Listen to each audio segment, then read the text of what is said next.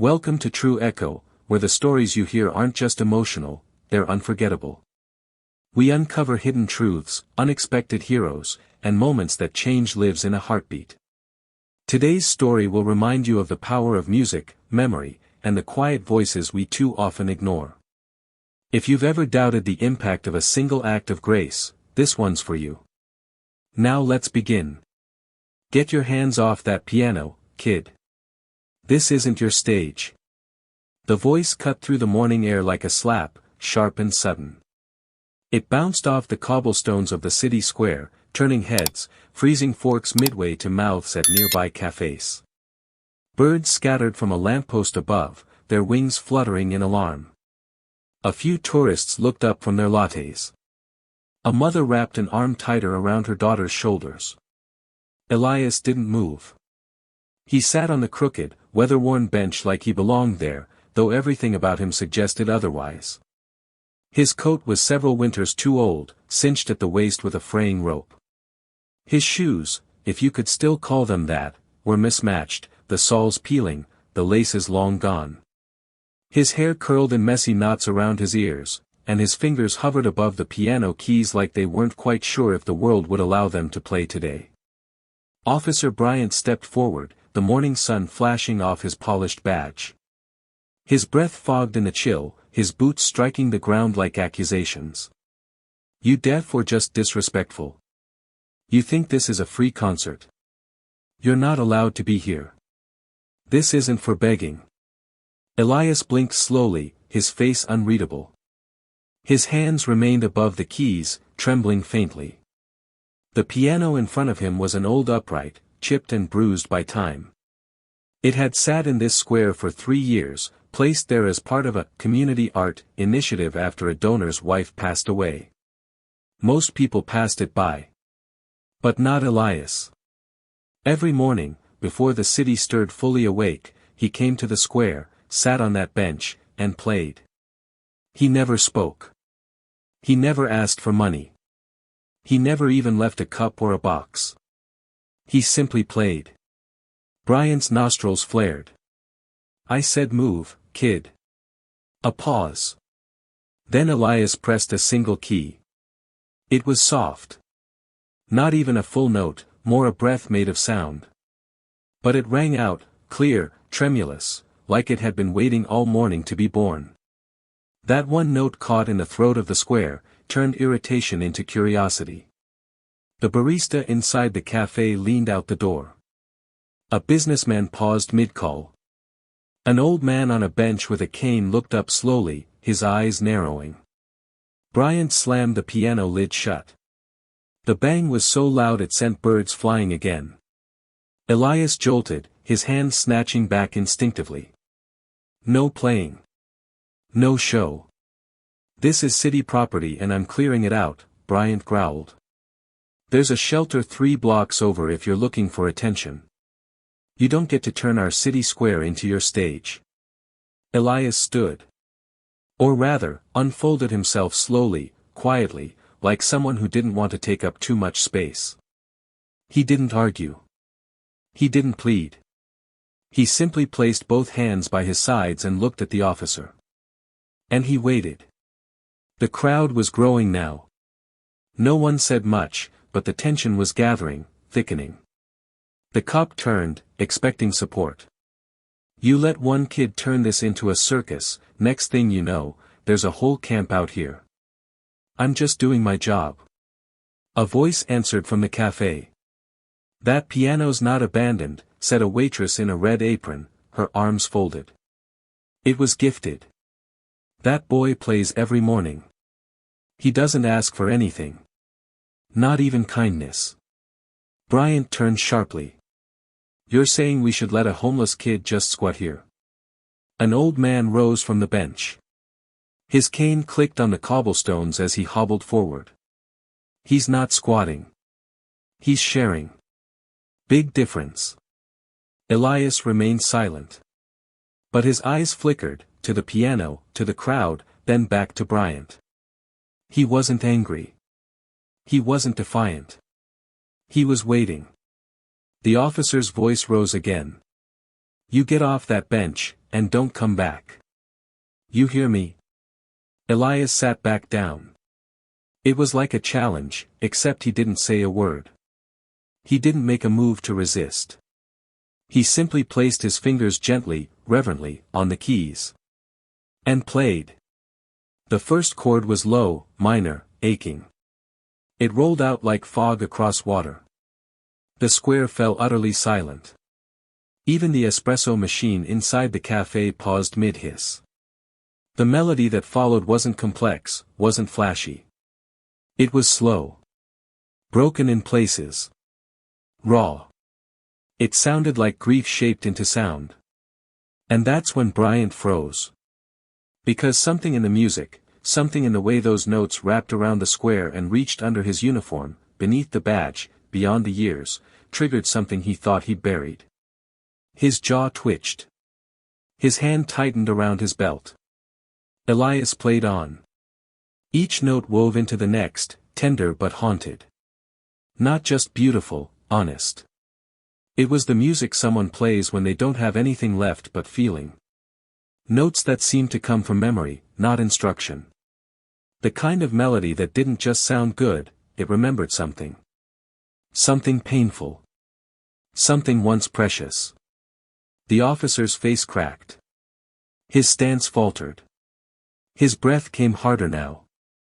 And when Elias reached the final chord, a quiet triplet that hovered in the air long after his fingers left the keys, Bryant stepped back, blinking rapidly. No one clapped. No one dared. Because they all saw it. Tears. Tears on the face of the officer who, moments earlier, barked like a wall of stone. And now. Now, the wall had a name. Grief. Bryant looked at Elias, not with scorn, but with something else entirely. Something human. Something trembling. That song, he whispered. Where did you? But Elias didn't answer. He didn't have to. Because the music had already spoken. And somewhere in the silence that followed, something began to shift, not just in the square, not just in the crowd, but in the man who had tried to silence the boy who only knew how to speak in song. Bryant didn't move. He stood there, unmoving, like a statue of guilt carved in uniform. His eyes flicked between the piano and the boy who'd played it, not a boy anymore, not after that performance, but something else entirely. A vessel. A mirror. A reminder. Elias sat still on the bench, hands folded in his lap. He didn't look up. Not even when the officer stepped closer, as if driven not by duty now, but by something deeper, something fragile and old. That song, Bryant's voice came out hoarse. I've only heard it once before. He didn't finish the thought. The silence returned, not empty but full, of breath held, of memories unspoken. Someone behind him cleared their throat. The young woman in scrubs stepped forward, hand still hovering near her chest. My grandmother used to hum that when she missed her husband. It was their song. It was my daughter's, Bryant said, quieter now. Before her surgery. She was 10. He swallowed hard. I played it for her. Just once. Thought she'd forget it. He looked at Elias, searching for something he didn't know how to name. She didn't make it. The crowd shifted, discomfort and empathy mixing like oil and water. No one knew what to say. But Elias did. He turned his head, just slightly. And their eyes met. That look wasn't pity. It wasn't defiance. It was acknowledgement. Like he understood. Like he had known that loss personally, intimately. Because in some way, he had. Elias's song hadn't just echoed Bryant's memory, it had cracked it open, pulled the pieces into light. Bryant stumbled back a step, overwhelmed. Then, without warning, Elias moved. He gently pushed the piano lid open again, slow and reverent. His fingers didn't immediately fall into position. They lingered, hesitating, as if asking permission from the air itself. And then he played. Not the same song. Not the haunting, minor lullaby from before. This time, it was different, still tender, but with flickers of light woven through the shadows. The kind of song someone plays when they want to comfort without words. To say, "You're not alone," without ever opening their mouth. The officer sat down. Right there, on the edge of the stone fountain beside him. Not as a cop. As a man. The barista stepped out of the cafe, holding a fresh cup of coffee, her eyes soft. She didn't speak. She just set it on the edge of the fountain and returned inside. The song continued. Each note felt like an embrace. Like someone wrapping a blanket around grief itself and saying, "Stay a while. Rest." It lasted only a few minutes. But when it ended, the square didn't rush back to life. No clapping. No chatter. Just a hush that settled over everyone like snow. Elias stood slowly, not looking at anyone. He lifted his backpack, a tattered thing, more patched than fabric, and slung it over his shoulder. He began to walk away. "Wait," Bryant called out, standing too quickly. Elias paused. "Please," the officer said, stepping forward, "can you tell me your name?" A beat. Then, softly, almost inaudibly, Elias replied, "Elias." The name hung in the air like a final chord. The old man with the cane stepped forward, his eyes glassy. "You remember what I said," he murmured to the officer. "He doesn't ask for anything. He just gives." Bryant stared after the boy, watching him disappear down the alley, swallowed by sunlight and shadow. He didn't chase him. Not because he didn't want to. But because he knew that the music, that moment, was a gift. One he had nearly destroyed with his badge and bitterness. And now, all he could do was let it live in his chest, reshaping him from the inside out. The next morning, Elias returned. But the piano was gone. Just, gone. He stood in the center of the plaza, early enough that the dew still clung to the cobblestones. No lid. No keys. No bench. Just an empty stone square where music used to echo. He didn't look surprised. Disappointed, maybe. But not surprised. Because nothing in Elias's world ever stayed. The city had removed the piano overnight, citing city regulations, public nuisance laws, liability issues. But the real reason was simpler: someone had filed a complaint. Officer Bryant found out hours later, when he returned in civilian clothes and found only Elias's faint footprints and the mark where the piano had once stood. He sat on the edge of the fountain again, holding a paper cup of black coffee. His eyes scanned the empty plaza, but Elias wasn't there. Not that day. Not the next. It wasn't until nearly a week later that Bryant spotted him again, huddled beneath the awning of a closed bookstore, knees drawn to his chest, head bowed under a rain-soaked hood. Bryant approached slowly, hands in his pockets. No badge. No uniform. Just a man in the drizzle. "I didn't know they were taking it," he said quietly. "I would have stopped it if I could." Elias looked up. Their eyes met again. "I'm sorry," Bryant continued. "You were right. That wasn't just music. That was memory." Still no response. Bryant reached into his coat and pulled out a handkerchief, blue, worn, embroidered with tiny initials. "JLB," he said. "Julia Lynn Bryant.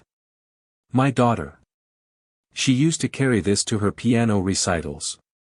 Said it made her brave." He crouched and held it out. "I want you to have it." Elias blinked. His fingers, still raw from cold, reached out and took the fabric carefully. He held it like it was fragile, sacred. Then, he spoke. "I don't know her song," he whispered. "I just played what hurt." Bryant's breath caught. He didn't speak again. He couldn't. He just stood, gave Elias one final nod, and walked away. But not empty. Not anymore. Because something inside him had changed. And the boy he tried to silence had become the only person who ever made him feel truly heard. The next few mornings passed quietly. The square, once alive with music and mystery, returned to its usual rhythm: dog walkers, joggers, hurried footsteps, and coffee sips. No one lingered anymore. Without the boy, without the piano, the plaza felt hollow, like a theater stripped of its stage. But in the back of a little cafe, something else stirred. Mari, the waitress with the red apron, had watched it all unfold, from the first time she saw Elias sit at that piano, to the moment Bryant walked away different. And when the city took the piano, she didn't just shrug and let the story end. She knew that music like his didn't vanish. It waited. It needed a place to live again. So one rainy afternoon, Mari made a decision. She didn't say anything at first. She just unlocked the storage room behind the kitchen, a space full of old holiday decorations, broken chairs, dusty crates, and half-forgotten equipment. And in the far corner, under a tattered sheet, was the piano she'd bought off a salvage site almost a year ago. Upright, heavy, chipped. A missing leg. One of the keys stuck, and another had been replaced with a strip of black tape. But it was still a piano. She called in a favor to a retired music teacher who volunteered to help fix it up. She cleared space around it, swept the dust, moved crates. She strung a few dim yellow lights overhead, soft and twinkling like sleepy stars. And then, one morning, she found Elias standing in the alley. He looked like a question mark in human form, uncertain, silent, shivering under a too-thin coat. Mari didn't ask why he came. She didn't ask anything. She just stepped aside and said softly, "Come inside." He followed. Not because he trusted easily, but because her voice didn't sound like a trap. It sounded like a maybe. A maybe he hadn't heard in a long time. She led him past the counter, through the kitchen, and to the back room. When she pushed the door open, he stopped cold. The piano stood in the corner, bathed in dusty light. Imperfect. Waiting. "It's yours if you want it," she said. "It's not the plaza. But it's something." Elias stared at the keys, hands twitching.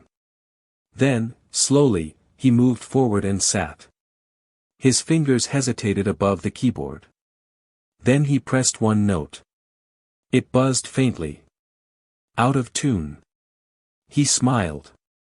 Not fully, but enough for Mari to see the edge of it. A flicker. He began to play. At first, it was the same melody he'd played in the square, the haunting lullaby of loss and memory, but this time, it shifted. As if the notes themselves remembered they were safe now. The song grew warmer, lighter, threaded with gold instead of gray. Mari stood at the doorway, a dish towel in her hand, watching in silence. She didn't move. Didn't speak. She just listened. And when the last note faded, she whispered, "That was new." Elias glanced at her. Then nodded. It was new. He returned the next morning. And the next. Always early, before sunrise. Always quiet. Mari gave him biscuits, sometimes oatmeal, sometimes just a hot drink. No questions. No pressure. Just space. Just presence. The music changed. It still carried grief, yes. That was always there. But now, melodies wandered into hope. Into something tentative and beautiful, like light breaking through storm clouds. And on the fourth morning, Bryant came back. Not in uniform. He stood in the cafe's front doorway, unsure if he belonged, unsure what he even wanted to say. Mari noticed him. Didn't make a scene. She just poured a cup of cocoa, handed it to him, and nodded toward the back room. He's here. Bryant didn't go all the way in. He just stood outside the door, watching. Elias didn't stop playing. He didn't acknowledge the man's presence. But he knew. And the song, God, the song, it welcomed him. It was forgiveness without words. It was healing made audible. When the music ended, Bryant whispered, "Thank you." Then left. From that day on, he returned once a week. Never pushed. Never preached. Sometimes he brought sheet music. Sometimes just stories. Once, he left a small box wrapped in blue cloth. Inside was a metronome. It had belonged to Julia. Elias opened it and smiled. And this time, he didn't hide the smile. He placed it beside the piano and began to play again. Word began to spread. A woman from the city's Arts Council stopped by one day. She didn't say much, but she watched. And cried. Then donated funds to renovate the back room. She called it a gift for the community's quiet genius. A retired piano tuner offered to restore the instrument. He spent 4 Saturdays carefully fixing the soundboard, sanding the cracked lid, tightening strings. And through it all, Elias kept playing. One day, Mari found a folded piece of paper on the piano lid. Not a tip. Not a request. It was sheet music. Handwritten. Titled, "Rain Light." It wasn't just a song. It was a thank you. To her. To Bryant. To anyone who had chosen to listen instead of judge.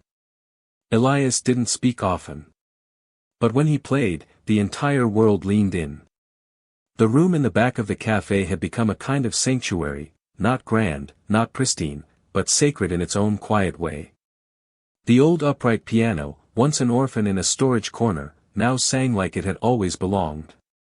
Its chipped keys, its uneven leg, even the faded tape across one of the sharps, none of it mattered. What mattered was the boy who brought it to life. And every morning, Elias returned. Each day, his music deepened. It wasn't just memory now, it was creation. He was writing. Composing. Letting melodies unfold that hadn't existed until his fingers discovered them. Some mornings, he'd start with soft lullabies, echoing fragments of his mother's voice. Other times, the music came with thunder, defiant and fierce, like a storm refusing to die quietly. Mari watched it all. She had stopped asking him questions long ago. Instead, she listened. She'd lean against the kitchen doorway, arms crossed, coffee mug cooling in her hand, and just let the sound carry her. It wasn't until a gray Wednesday that something new broke through. The bell over the cafe door jingled just after lunch. Mari looked up and saw a tall man in a charcoal trench coat, rain dripping from his shoulders, a leather-bound notebook tucked under one arm. He scanned the cafe like he was searching for something, or someone. "Can I help you?" Mari asked, a little more guarded than usual. The man approached the counter, polite but focused. "I saw a video online. A boy playing in the plaza last month. Someone caught it on their phone. I've watched it over and over. Do you know him?" Mari stiffened slightly. "That boy doesn't do interviews. Or performances. He plays because it's what he is, not what he sells." The man held up a hand gently. "I'm not press. I'm with the Easton Conservatory. I teach composition. We run a full scholarship program for underprivileged students. I'm not here to exploit him. I'm here to listen." Mari studied him carefully. She didn't trust easily. Not when it came to Elias. But there was something in the man's eyes, sincere, even haunted, like someone who had once needed music the same way Elias did. She finally said, "He's in the back. But if you upset him, you're out. Understood?" The man nodded. Understood. She led him through the narrow kitchen, past racks of flour sacks and jars of jam, then stopped at the back room. She opened the door slowly, letting the music drift out, soft and introspective today, a melody made of longing and something gentler than sadness. The man didn't speak. He stood just inside the doorway, listening with his entire body, his breath caught in his throat. Elias didn't notice him at first. He was lost in the music, head tilted, fingers floating. When he finally sensed the presence, he stopped and turned slightly. The man stepped forward slowly. "That chord progression, was that yours?" Elias didn't answer. "Not yet." But his eyes didn't say no. The man placed the notebook on the piano's edge and opened it. Inside, a crisp brochure, a conservatory crest, and a scholarship application with the name field left blank. "My name is Vincent Hale," he said. "I've taught music all over the world. And I've never heard anything like what I just did. That song you're playing, there's dissonance in it. Conflict. But also peace. Like someone trying to say something real, but too afraid to use words." Elias said nothing. His hand hovered near the keys again, unsure. Vincent softened his tone. "You don't have to answer now. But I want you to know, you belong. At our school. In music. Not just surviving, growing." He left the folder there and stepped back, eyes still wide with something between awe and respect. "You don't have to leave the cafe. I'll come here, twice a week if you'll let me. I don't care if you don't read music yet. I just want to help you shape what's already inside you." Elias finally looked him in the eye, searching for the catch. There wasn't one. Vincent added, softly, "I grew up in foster care. I didn't touch a piano until I was 12. Someone gave me a shot. I'm just trying to pass that forward." Mari stood outside, listening, her arms crossed, heart pounding. When Vincent left the room, she turned to him. "He's not a prodigy," she said. "He's more than that. He's an echo. Everything he plays is what this world has tried to bury. And he brings it back." Vincent nodded. "Then he's exactly who we need." Later that afternoon, Elias opened the folder. He didn't fill anything out. Not yet. But he studied it, each word, each photo, each symbol of possibility. And then he looked at the piano again. At the way its keys, so worn and imperfect, had carried every truth he'd ever had. He placed his fingers gently on the wood. And began to play again. But this time, the song wasn't about sorrow. It was about becoming. The next few days passed like a quiet heartbeat. Elias didn't speak much, but then, he never had. Yet something about him had shifted. His posture softened. His shoulders, once permanently braced against the world, had begun to relax. He still came early. Still sat before the old piano like it was the only place in the world that made sense. But now, the music changed. It was lighter. Not joyful, not yet. But hopeful.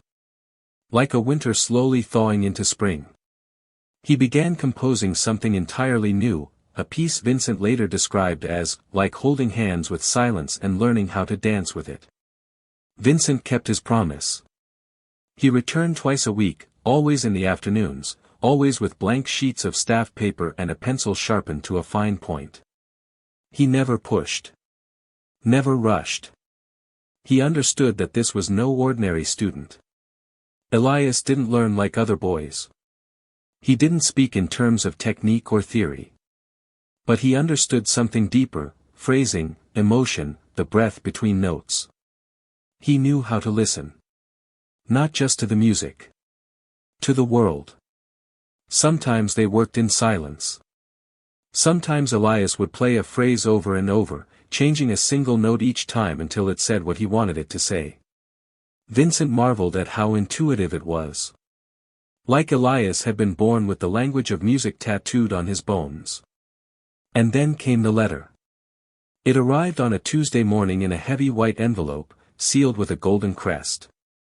Mari brought it out from behind the counter like it was a treasure chest. "For you," she said, placing it on the table next to Elias's oatmeal. He stared at it for a long time before opening it. Inside, a full scholarship to Easton Conservatory. Room. Board. Materials. Everything. No conditions. Just a simple sentence beneath the welcome letter. We heard your heart. We believe in your voice. He didn't cry. Not then. He only stared at the page until his oatmeal had gone cold. I know it's a lot, Mari said softly, sitting across from him. You don't have to decide today. But I want you to know, you earned this. No one handed it to you. You made people listen. Elias finally looked up. I don't know if I belong there. Mari smiled gently. That's the thing about real talent, it never feels like it belongs. Because it wasn't made to fit in. It was made to change things. Later that afternoon, he returned to the back room and sat at the piano. The old metronome Bryant had given him ticked slowly beside him. Elias pulled out his composition notebook, the one Vincent had given him, and began writing. Not copying. Not mimicking. Composing. A new piece. He titled it, Home. Bryant came by that evening. He didn't say much. He never did. He just stood near the door, holding a hot cocoa in one hand and a folded sheet of paper in the other. He handed it to Elias wordlessly. On the page, a black and white photograph. A little girl at a piano. Mid-laugh. Bryant standing beside her, younger, smiling. Julia and Dad. Last recital, the caption read in faded ink. She would have loved your music, Bryant murmured, voice frayed with memory. And I think she sent you to remind me what it sounded like. Elias didn't reply. But he took the photo with both hands, carefully, reverently, as if afraid it might break. He framed it himself and placed it above the piano. He didn't play that night. He just sat. And looked. And listened. The next morning, the city air was warm with the hint of approaching spring. When Elias arrived, there was something different about him. He wore a button-down shirt Mari had found at the thrift store, navy blue, slightly long in the sleeves. She'd rolled them up for him, smiling as he examined himself in the cafe's hallway mirror. You clean up good, sweetheart, she said, her voice catching slightly. He didn't respond. But he looked at her. Really looked. And in his eyes, there was something fragile and flickering. Not fear. Not grief. Possibility. That night, the cafe transformed. Tables pushed aside. String lights hung overhead like constellations. The back room opened wide for the first time. Neighbors gathered. Regulars. Strangers. Musicians. Students. Bryant in a suit jacket. Mr. Halverson in a wheelchair now, wearing a tie older than most presidents. Vincent, beaming from the front row. And in the center of it all, the old plaza piano, polished, restored, and glowing like a miracle. Elias stepped forward slowly. The room fell silent. He sat. No warm-up. No prelude. He placed his hands on the keys and began. The piece was called Rain on Stone. A song about everything he couldn't say.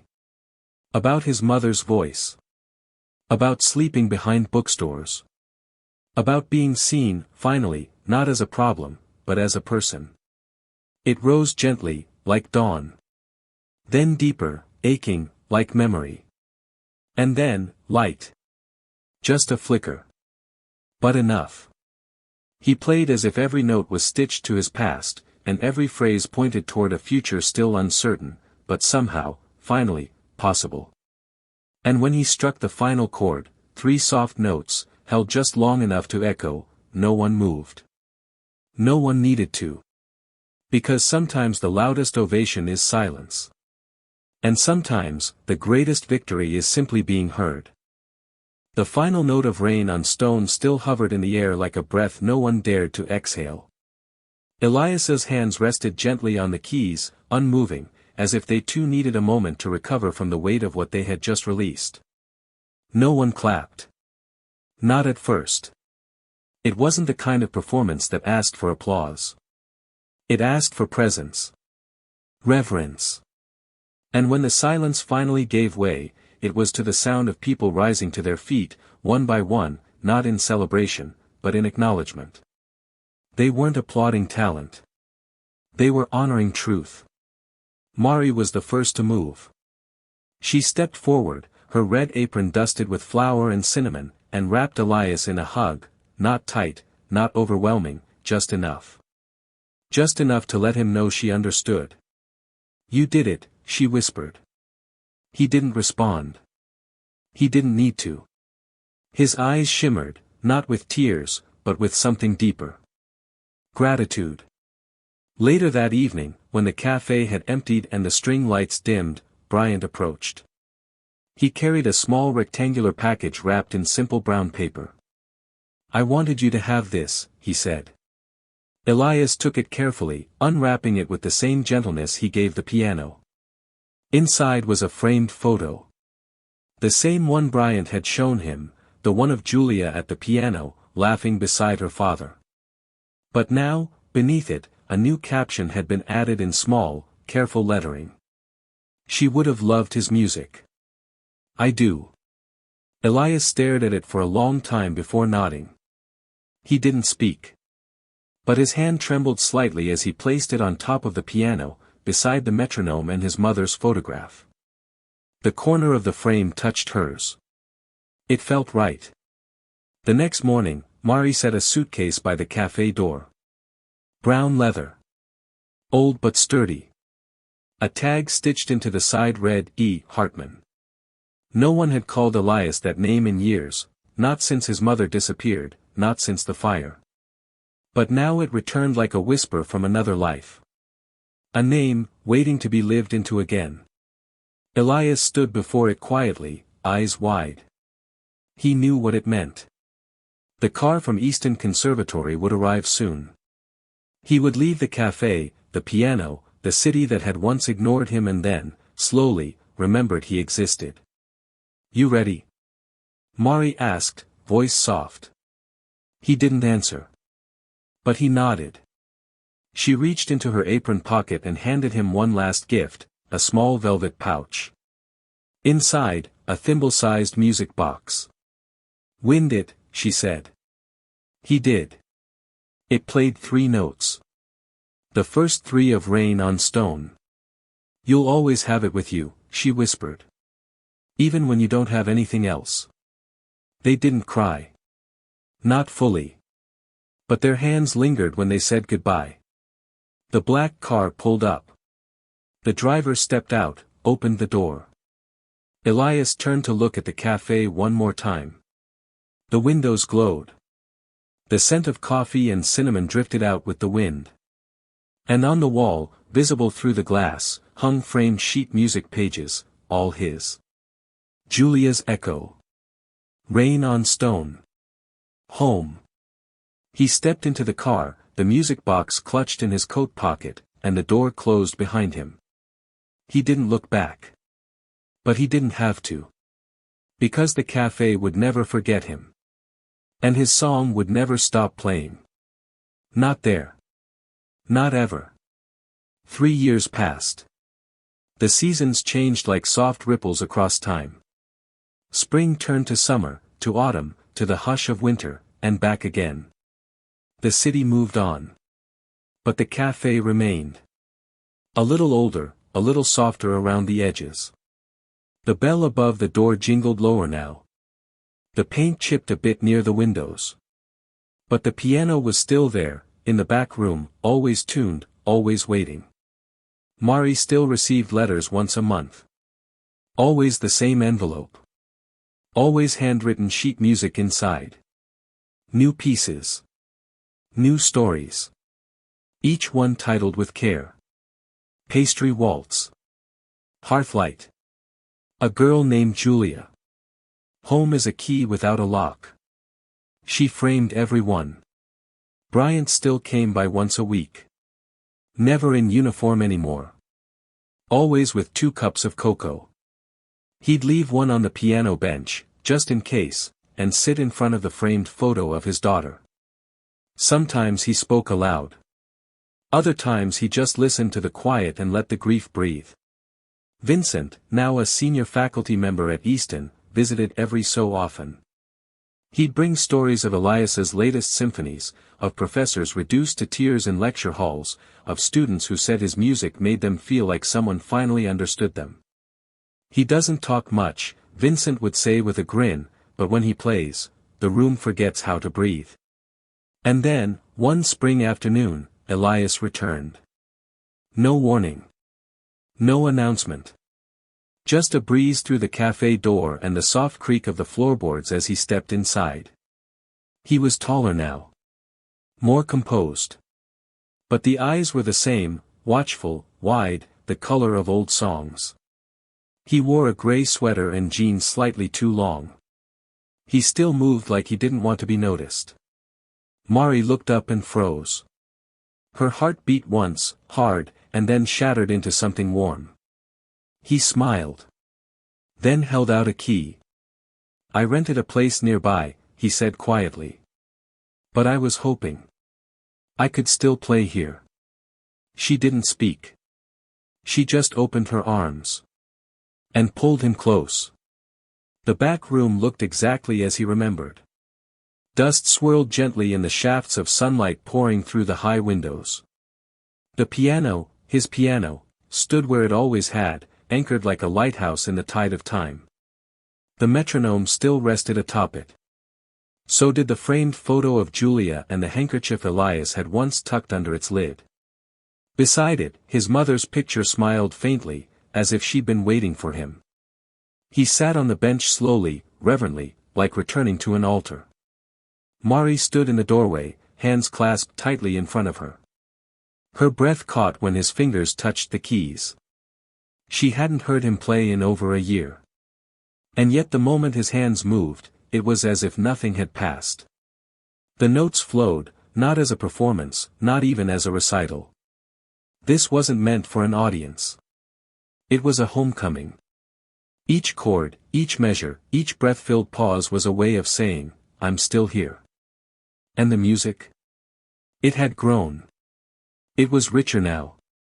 More layered. It still carried the ache of the boy who once played to survive. But now it soared with the strength of someone who had lived beyond the ache. A boy who had been listened to. Seen. Loved. Bryant arrived halfway through the song, a cup of cocoa in one hand. He didn't speak. He just sat on a stool in the corner, hat off, tears silently tracing the ridges of his cheeks. When Elias finished, he stood and walked over. "I still hear her," Bryant whispered. "Every time." Elias didn't reply, but he reached into his satchel and handed Bryant a folded page of music. Julia's Song in Rain Light, final version. Bryant took it with trembling fingers and held it against his chest. "I'll keep this forever," he said. That night, the cafe filled. Word had spread fast. Not through press releases or posters, but through whispers, through people telling people, "He's back." Vincent came, eyes tired from travel but bright with pride. Mr. Halverson was wheeled in by his daughter. Teenagers who had grown up listening outside the cafe windows now entered with sketchbooks and journals. The piano stood center stage once more. No spotlights. No microphone. Just Elias. He looked out at the crowd, then down at his hands. And he played. He played Pastry Waltz, the song he wrote for Mari. Then Echo in the Alley, for the nights he had no roof but had hope. Then Bryant's Quiet, a piece stitched with both apology and gratitude. And finally, he played the newest one. The Boy Who Never Left. It began with a single trembling note. Then another. Then a warm swell that sounded like someone being carried, not by arms, but by belief. The melody climbed steadily, each note like a footstep forward, toward light, toward love. When the final note faded, the silence that followed was thicker than applause. But then, slowly, people began to rise. Not cheering. Not shouting. Standing. As if in church. As if what they had just witnessed was not entertainment, but truth. Later, when the crowd had left and the cafe lights had dimmed, Elias remained at the piano, fingertips still grazing the keys. Mari sat beside him. "You know," she said, "you don't have to go back right away." He smiled softly. "I'm not leaving this time. Not for long." She nodded, a tear slipping down her cheek. "Good. The city still needs to remember what it means to listen." He turned to her. "You gave me the first place that did." Months passed. Then years. Elias became more than a name at Easton Conservatory, he became a legacy in the making. Not just for his talent, but for what he stood for. The quiet boy who turned silence into music and pain into healing. The boy who once had no name now had symphonies carrying his across concert halls. And yet, no matter how far he went, he always returned. The back room in the cafe became something of a legend. Musicians from all over asked to see it. Not to play in it. Just to stand in the space where the boy with no home once played a city into stillness. Mari kept the piano polished. She lined the walls with his framed compositions. And each time a new one arrived in the mail, she'd whisper as she unrolled the page. "Still listening, kid." Bryant, now retired, still came once a week. Still sat beside Julia's photo. Sometimes he'd hum along. Sometimes he'd bring a story. But always, he left a cocoa on the bench, just in case. And then one snowy December, a plaque appeared near the cafe's front entrance. Installed quietly. No press. It read.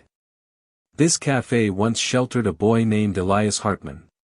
He had no home. But he gave us music. He asked for nothing. But he gave us back our hearts. Listen kindly. Play truthfully. And remember, some songs are too powerful to be forgotten. Because some stories don't end. They echo." This was the story of Elias Hartman, a boy with no address but a gift that could stop a city in its tracks. He reminded us that even the smallest voices carry the power to heal, to awaken, and to transform. In a world that often shouts over the unheard, his story teaches one timeless truth. The world doesn't need more noise. It needs people who know how to listen. If this story moved you, we invite you to subscribe to True Echo, where every story echoes with purpose. Comment below and tell us, where were you when Elias played his first note? And don't forget to share this story with someone who needs to be reminded. Every soul has a song worth hearing. Sometimes, you just have to stop and listen.